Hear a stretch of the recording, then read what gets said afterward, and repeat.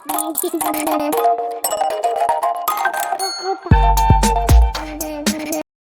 Everyone, इस video में बात कर लेते हैं भारत इलेक्ट्रॉनिक्स लिमिटेड की। क्विकली एनालिसिस देख लेते हैं। चैनल को लाइक एंड सब्सक्राइब करना मत भूलिएगा। तो 4RTF का ये चार्ट है और आप नोटिस कर रहे होंगे स्टॉक एक चैनल में ही चल रहा है।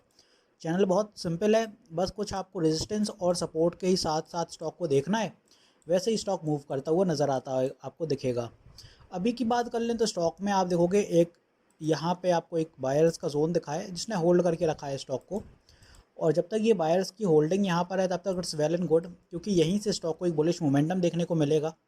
और सेलर्स की जो एरिया है वो इस एरिया में एक्टिव है फ़िलहाल के लिए। तो ऊपर अगर स्टॉक को जाना है तो ये लेवल ब्रेक करना बहुत ज़रूरी है।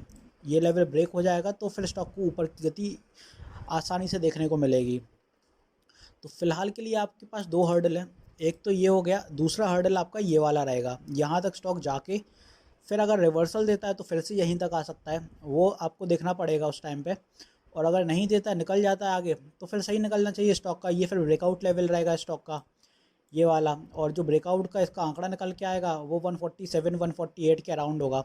क्योंकि आप देखोगे इस जोन पे एक हर्डल और फेस होगा। यहाँ पे आप देखोगे ये सेलर्स का एरिया फिर से बनते हुए दिखेगा आपको इसी लेवल पे।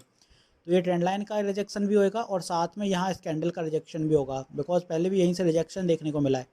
तो ये हर्डल इसके बाद का मेन हर्डल होगा। तो अगर ये निकल जाता है तो फिर स्टॉक के लिए कोई गतिविधि इतनी तो रहेगी नहीं, अच्छी दिशा निर्धारित करेगा ऊपर की तरफ। और 160 के टारगेट्स तक स्टॉक इजीली जाएगा। फर्दर उसके बाद 170 के रहेंगे, बट स्लो ऐसे ही जाएगा स्टॉक। क्योंकि आप देखोगे स्टॉक कोई सडन मूव नहीं दिखा रहा है, धीरे धीरे ही जाता है स्टॉक। आप नोटिस यहाँ भी करोगे तो धीरे धीरे कैंडल्स बुलिश हुई, फिर थोड़ा कंसोलिडेट किया, फिर बुलिश हुआ, फिर कंसोलिडेट किया, फिर बुलिश हुआ।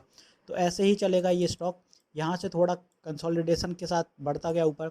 ये सडन गैप अप था। अगर कल की बात करें, कल अगर गिरता है तो यहाँ कंसोलिडेट करना चाहिए स्टॉक को और इस लेवल को ब्रेक करने की कोशिश करेगा।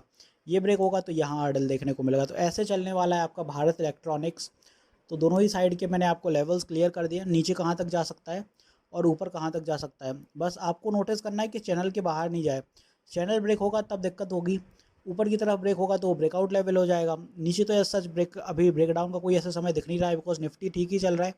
थोड़ा पुल बैक था निफ्टी में मंडे के सेशन में, वो जस्ट इसलिए बिकॉज FOMC की मीटिंग थी, इस वजह से वो थोड़ा पुल बैक रहा मंडे के सेशन में। और उसी की वजह से सारे ही स्टॉक आप देखोगे रेड में क्लोज हुए हैं।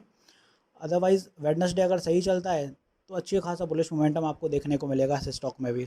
तो वीडियो यहीं तक रखते हैं, मिलते हैं नेक्स्ट वीडियो में। This is me Shubham Yadav signing off.